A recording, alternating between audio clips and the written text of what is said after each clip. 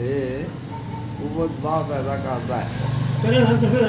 ਬਣਾ ਕੇ ਨਹੀਂ ਹਾਂਜੀ ਠੀਕ ਹੈ। ਇਹਦਾ ਸਫੂ ਫਾਟਾ ਬਣਾ ਕੇ ਤੇ ਖਾਧਾ ਜਾਏ। ਤੇ ਜੇਕਰ ਇਹਨੂੰ ਹੁਣ ਮੁਗੱਦਲ ਜਿੰਨੇ ਵੀ ਹੁੰਦੇ ਨੇ ਯਾਨੀ ਕਿ ਤਬਾਸ਼ੀਰ ਵਗੈਰਾ ਲਾਚੀਆਂ ਉਸ ਵਿੱਚ ਸਾਲਨ ਮਿਸਰੀ ਗੂੰਦ ਸ਼ੁਰੂ ਵਿੱਚ ਪਾ ਕੇ ਮੁਗੱਦਲ ਜਿਹੜੀਆਂ ਬਣਾਈਆਂ ਜਾਂਦੀਆਂ ਨੇ ਤੁਹਮ ਰਿਹਾਨ ਤੁਹਮ ਕੌਂਜ ਅਤੇ ਇਹ ਚੀਜ਼ਾਂ ਦਾ ਮਖਾਣਾ ਇਹ ਮੁਗੱਦਲ ਬਣਾਇਆ ਜਾਂਦਾ ਹੈ।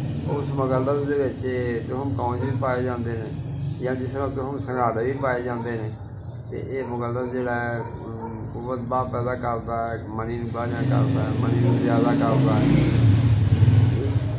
ਇਹ ਤੁਹਮ ਕੌਂਜ ਜਿਹੜੇ ਨੇ ਇਹ ਇੱਕ ਜੰਗਲ ਦਾ ਹੀ ਬੂਟੀ ਹੈ, ਬੇਲਦਾਰ ਬੂਟੀ ਹੈ।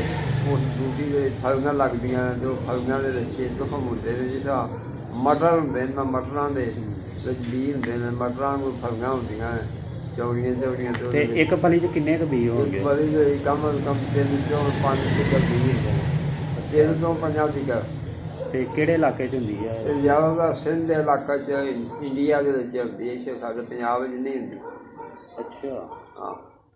ਤੇ ਇਹਨੂੰ ਦਵਾਈਆਂ ਦੇ ਵਿੱਚ ਇਸਤੇਮਾਲ ਕੀਤਾ ਜਾਂਦਾ ਜਾਂ ਇਹਦੀ ਵੱਖਰੀ ਦਵਾਈ ਬਣਾਈ? ਹਾਂ, ਵੱਖਰੀ ਬਣਾ ਖਾਈ ਜਾ ਸਕਦੀ ਹੈ। ਇਹਦੇ ਦਵਾਈਆਂ 'ਚ ਵੀ ਇਸਤੇਮਾਲ ਹੋ ਜਾਂਦੀ ਹੈ।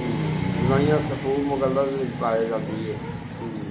ਤੇ ਮਜ਼ਾਜ ਇਹਦਾ ਗਰਮ ਕੁਝ ਠੰਡਾ? ਨਹੀਂ ਗਰਮ ਮਾਲ ਸਭ ਕੁਝ ਹੈ। ਮਰਦਾਨਾ ਤਾਕਤ ਵਾਸਤੇ ਵੀ ਲੋਕ ਇਸਤੇਮਾਲ ਹਾਂ, ਕਰਦੇ ਦਾਣਾ ਤਾਕਤ ਵਾਸਤੇ ਦਿੱਤੀ ਜਾਂਦੀ ਹੈ। ਤੁਖਮ ਕੂਨ।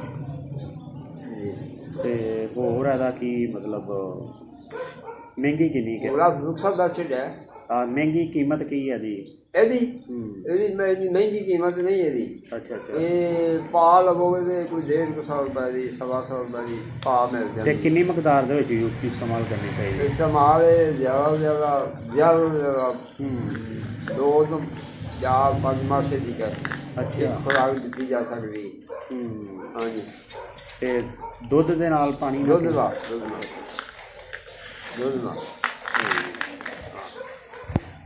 ਇਹ ਇਹਦੀ ਮਹਿੰਗੀ ਚੀਜ਼ ਨਹੀਂ।